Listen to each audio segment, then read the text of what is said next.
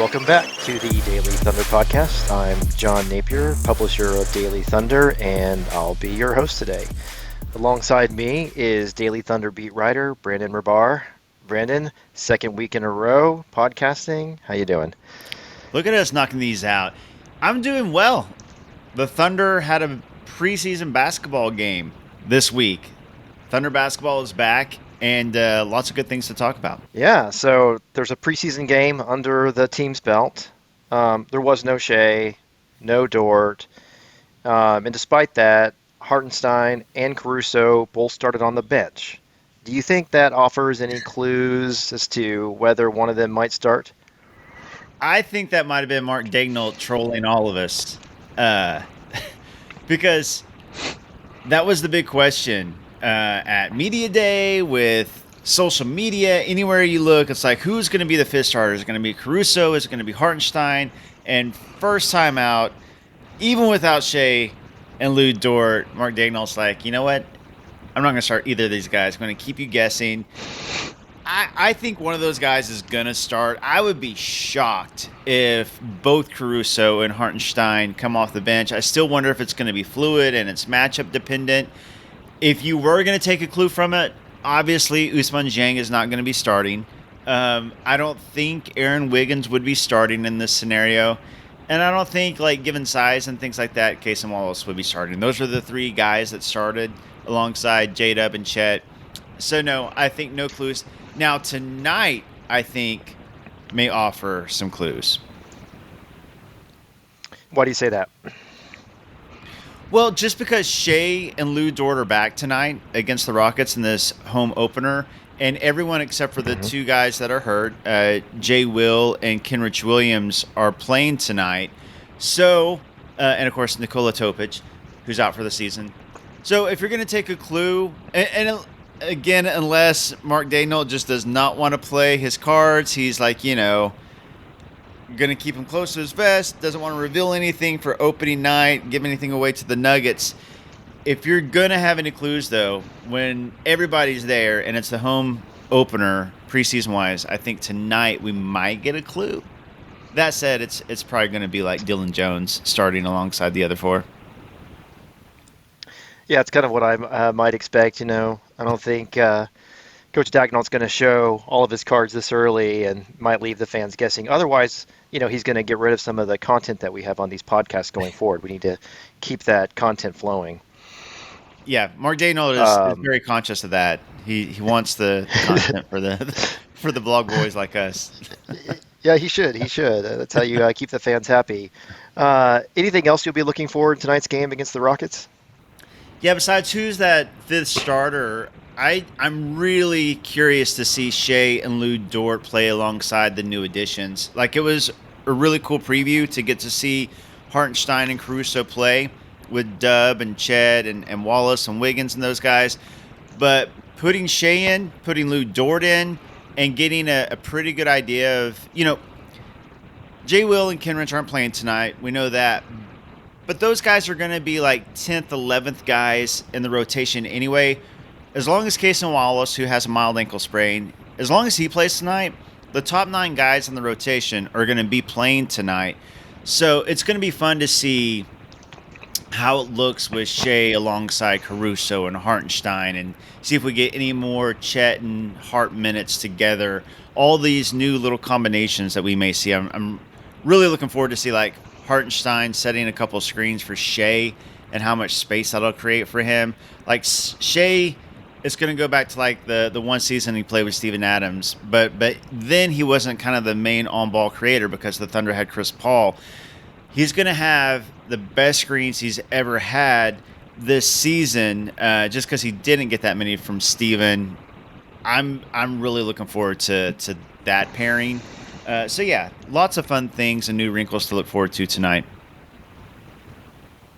If we go back to Monday's game, what I noticed watching is that there seemed to be some real chemistry with Caruso and iHart and their new Thunder teammates.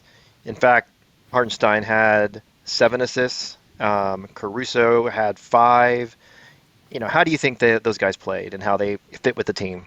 Yeah, they're great. I mean, as advertised, there were two guys that fit perfectly on any team, and it was a seamless fit. Again, small sample size, one half of a preseason game, but you got exactly what you'd want to see from them. They come in, Hartenstein's physicality and size make an immediate impact. His difference on the boards, immediate impact, 8 rebounds. But I'm with you. What stood out to me more than anything, maybe in that game, was Hartenstein's 7 assists. He is a great passer for a center. Like not just a good passer for a center. He is a great passer for a big, and he's not going to be the main creator on this team. Obviously, when you have Shea and J-Dub, but as a secondary creator off the bench, if he comes off the bench or alongside the starters, wherever he plays, he just makes the right basketball play. He looks for the open guy. He takes a shot if it's there. He's really efficient. But just his overall impact, we know what he can do on the boards and defensively, but offensively, having another creator and being able to have a guy that's 7 foot and create like that, it's going to be a lot of fun. And Caruso was great. Well, Like as advertised as well. Like his on ball defense, his activity, even at a preseason game, like his energy was pretty nuts for a preseason game against the Spurs without Wemby and Chris Paul and Devin Vassell. He was still like going like 100%. yeah, and I was really impressed that, as you noted, they just look like they belonged with this team and they fit really well. And, they look pretty good in a Thunder uniform, so really excited for how they continue to grow. Speaking of some of the new players, let's shift over to the rookies. Two of the Thunder's three draft picks saw action in Monday's game. Of course, Topic is out this year rehabbing his torn ACL, but fellow first round pick Dillon Jones and second round pick Ajay Mitchell both played, and they played quite a bit in San Antonio. So let's start with Jones. He finished third in scoring. He had 5 rebounds, 3 assists. It was a pretty impressive debut, right? Yeah, it really was. I mean, and his on ball creation, to have a guy that you get late first round, the Thunder really liked him. Sam Presti told Dillon he would have drafted him last year had he come out. And I think it was really important to Sam and to Dillon Jones that he became a first round pick because he stayed the extra year. I think that the Thunder traded back into the first round specifically to make Dillon Jones a first round pick. That's how highly they think of him. And you can see why. Like in interviews and things like that, dude is incredibly smart, fits the new Thunder stereotype, high basketball IQ, can create his own shot, can create for others, is a good passer. He was playing a little bit of small ball 5, which is nuts because he's 6'5" and a half. He's got a 6'11" wingspan, but he's 240. Then he shifted over and he's like kind of the main creator for the second half.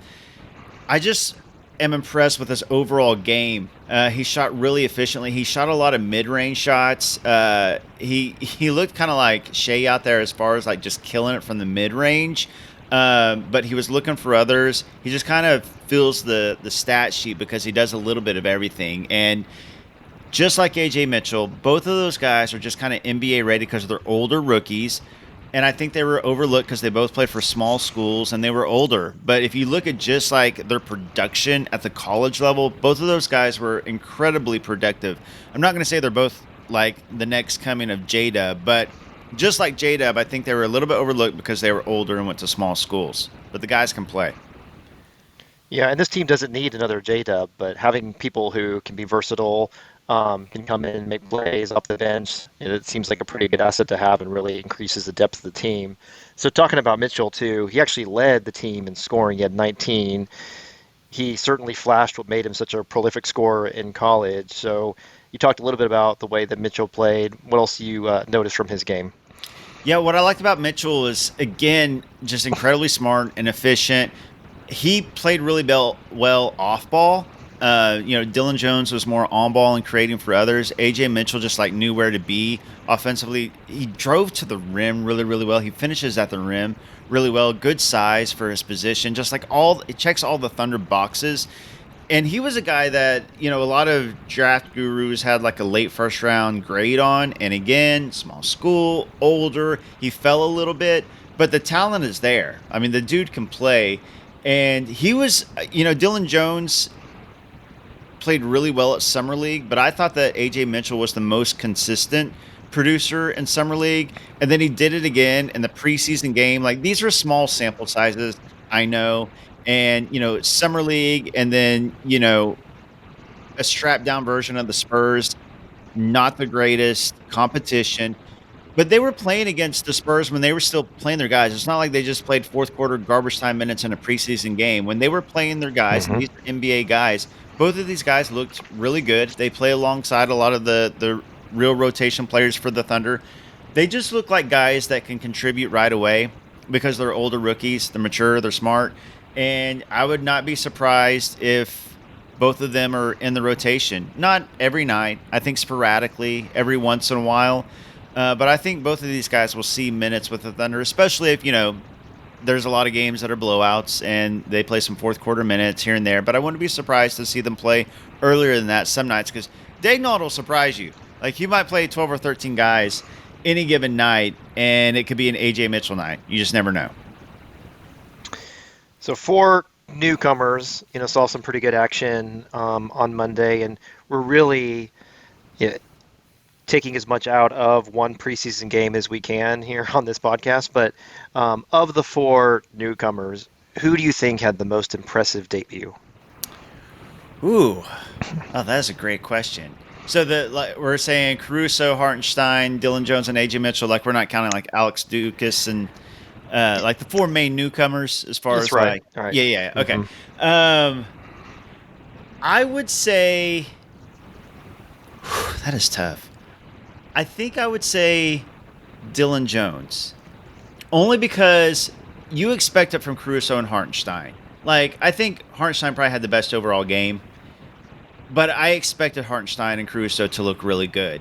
Like, Dillon Jones, him and AJ Mitchell are really close. The reason I go with Dillon Jones is because he created so much of his own offense and created so much offense for others. Like, he was kind of the engine for quite a bit of that game. So I'll go with Dillon Jones.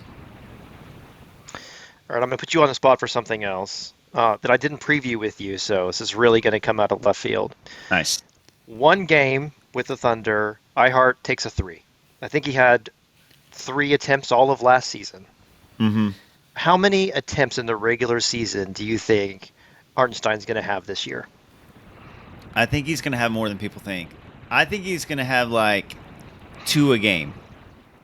I Wow. do. I Wow. do. And he flashed it a little bit with the Clippers, a small sample size. Um, and we see all these off-season workouts of bigs shooting. That we saw it with Steven Adams.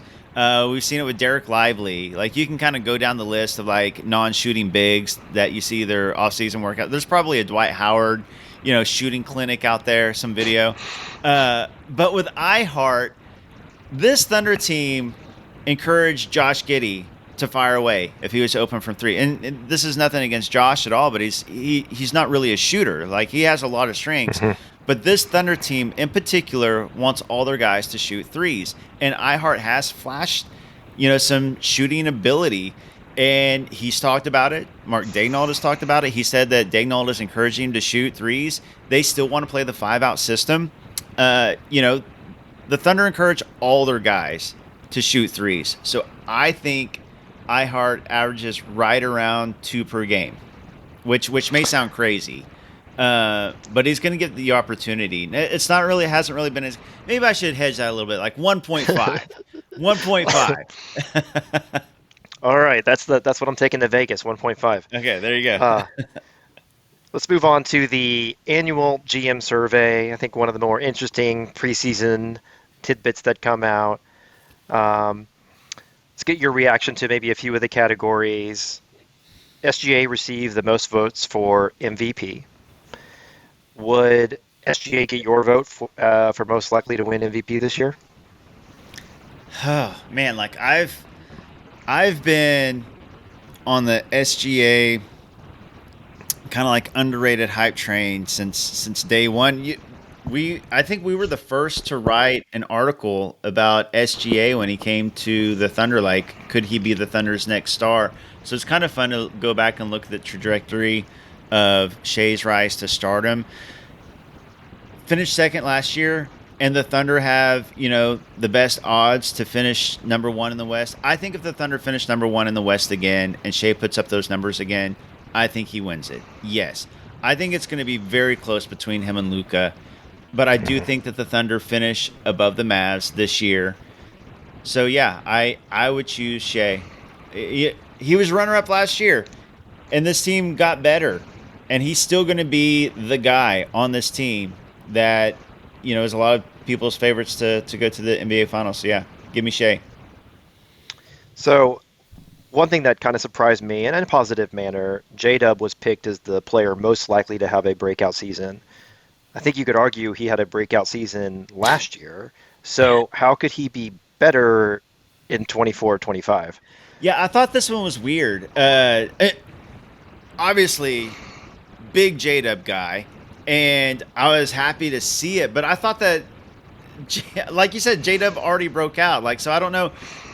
But the whole list was kind of weird. Like, John Morant was on it. Um, so I guess if it's from the standpoint of like J Dub can make a leap to being an all star, and it's cool to see that all the GMs see that in him. Like when they're looking at all the guys in the league, like I think they're saying J Dub is like an all star player this year. So that I can absolutely see. I was just like J Dub's already really really good, so I was surprised to see it, but I think he deserves that nod because I think he has all star talent, and if the Thunder are the number one seed at the All Star break, I think they'll deserve more than one All Star. So that can be J Dub or Chet, and I guess it depends, like positional wise, like who can make it between those guys. But absolutely, I think that J Dub's a good pick. Well, there were quite a few Thunder accolades, I guess, in the GM survey. If there is any bulletin board material from the poll, it's in the defensive categories. Only one player on the Thunder received any votes for best defensive player, and that was Alex Caruso, who was relegated to the other receiving votes category. There was no Dort. There was no Chet. Chet didn't even receive a vote for best interior defender. What's up with that? I think it's one of those like when you have a bunch of nominees in a movie category for like best supporting actor or best supporting actress, like they cancel each other out, like the votes. I think it was that kind of thing. The Thunder have so many good defenders between Alex Caruso, Lou Dort, Chet Holmgren, Jalen Williams, J Dub, Casey Wallace, and then Shea Gilgeous-Alexander tied for the lead in NBA in steals, and he's like possibly the worst defender in the starting five, which is crazy. So I think they just have so many good defenders. Some of those votes get kind of canceled out. Like, do I vote for Caruso? Do I vote for Dort? The Chet not getting any for interior defender is a little wild. I think that his season is still being overlooked just because he came in at the same time as Wemby, and obviously Wemby was crazy good. Obviously, um, but if Chet came in any other year, like the Chet hype would have been crazy if he wasn't a rookie along with Wemby, because his interior. Oh, and I didn't even mention Hartenstein as a great defender. Um, if you look at Chet's season and like the analytics and like his on off and his defensive rating and impact, it was pretty nuts, especially for a rookie. So I think he's being slept on a little bit as far as interior defense, and he's kind of the anchor of this Thunder defense. Like surround him by a ton of perimeter defenders and then another elite rim protector coming off the bench with Hart. Um, the Thunder defense could be the best in the league, along with the Celtics or Wolves. So yeah, I think they're being slept on a little bit. They just have so many nominees. Well, and I think that may have led to some surprise about where Oklahoma City ranked as far as the best defensive team as well. I mean, the team is so deep on the defensive side of the ball with so many playmakers there, and yet finished third behind the Celtics and the Wolves. I mean, I guess you think that might be fair? I mean, those are both two really good defensive teams. I think you can make an argument that any of these three teams will be the best defense in the league, and it would make sense. I personally think the Thunder have the deepest roster of great defenders. Like the Thunder have good defenders everywhere. Like we haven't even mentioned Aaron Wiggins. He's a good defender. Like everybody that the Thunder through the 9-man rotation, can play defense. Even Isaiah Joe, the 3-point specialist, was one of the lead leaguers in charges taken as a 3-point specialist. And I mean, that's like a defensive stat. And he hustles, he plays hard. He's undersized. He's not going to be mistaken for Tony Allen or anything like that, but the guy plays defense. Like, everybody is bought in. So, like, 1 through 10, however many guys they play any given night, they're all going to play defense. Kenrich Williams coming off the bench. They just all play defense. And I think with the Celtics and Wolves, you get some of that too. I just think the Thunder are deeper. Well, the big category in the GM survey is who's going to win the title this year. 13% of the GMs did pick Oklahoma City to win, second behind the 80% garnered by the Celtics. Oklahoma City also received 80% of the vote to win the Western Conference. Agree with those results? Yeah, I mean, you got to go with the Celtics. They're the defending champs, and they didn't change the roster. I mean, they have all the guys coming back, and they breezed to a title. I mean, like, it was easy for them. I think that the Thunder, talent-wise, roster-wise, stack up with the Celtics. I mean, like, you can go down, and it's like Shea versus Tatum, Jaylen Brown versus J-Dub, Chet versus Porzingis. Like, you can, like, make a Derek White versus Alex Caruso. Like, you can go through, like, step by step. Hartenstein, Al Horford. You can see the comparison, and I think that you can make a good argument for the Thunder in a 7-game series. But the Celtics are more experienced. They just won it all. They're the defending champs. They'll have an easier time getting there in the East than the Thunder will have in the West. The Thunder's still one of the youngest teams in the league. So, yeah, I think that you got to favor the Celtics. It makes sense. But it also makes sense that the Thunder be favored in the West. I think that on paper, talent-wise, they're the best team in the West. They were number 1 in the West last year, and they got a lot better. Well, and speaking of title contention, even though the Celtics are receiving most of the attention as a title favorite, and rightly so, as you noted, more money, though, has been bet on Oklahoma City to win than any other team at the MGM Sportsbooks. In fact, they've got twice the money on the Thunder than anybody else, including the Celtics. So we're going to play Vegas odds maker a little bit. I'm not going to ask you to bet on the Thunder, but what odds would you give the Celtics to repeat? And by, way of your answer here, you're kind of implying of what the odds for the Thunder are not to win. I would give the Celtics, like, if I'm going the Celtics versus the field, it's still very hard to repeat. And, the NBA used to have repeat champions all the time. That hasn't happened lately. I would take the field over the Celtics. Like, I would say it's a less than 50% chance, whether that's, coming out of the East, like a surprise team, not surprise, but like a team like the Bucks or the 76ers or the Knicks. The East is going to be a little bit tougher this year than it was last year. They're not going to have quite the breezy ride to the finals that they did last year. And then whatever team comes out of the West, whether it's the Thunder or the Mavs or the Wolves or the Nuggets, that's going to be a really, really tough matchup. I would give the Celtics a 40% chance of winning the NBA title. I would give the field a 60% chance. And when you talk about the Celtics, you mentioned some of the Western Conference contenders. You don't mention anybody in the East. Right? Is it kind of your thought that there's nobody in the East who even has a chance, assuming the Celtics stay healthy?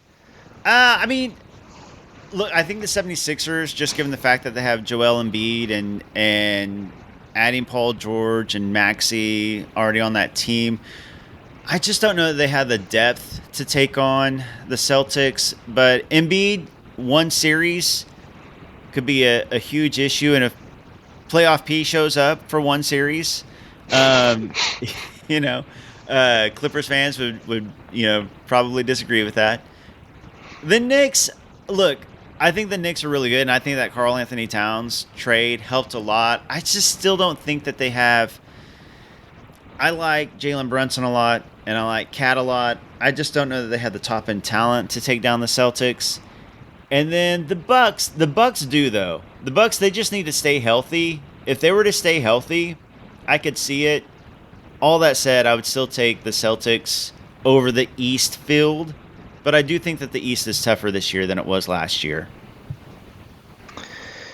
All right, well, that's our show for today. Unless there's anything else you wanted to put out in the world about tonight's game or some of the future preseason matchups, but Uh, I'll leave you that I'm chance. I'm just looking forward to tonight's game. Having Thunder basketball back in Oklahoma City. This will be a fun preview for the season. Getting to see Shea and Dort play alongside Caruso and Hartenstein.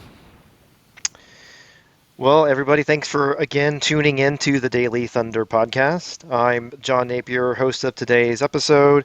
He's Brandon Rahbar, Daily Thunder beat writer, also the best follow on Twitter, X, or whatever you want to call it for your Thunder information.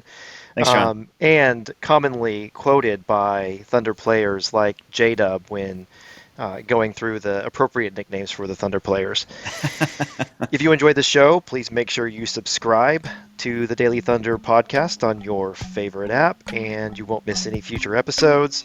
And if you like what you're hearing, please do leave us a rating or review wherever you get your podcasts.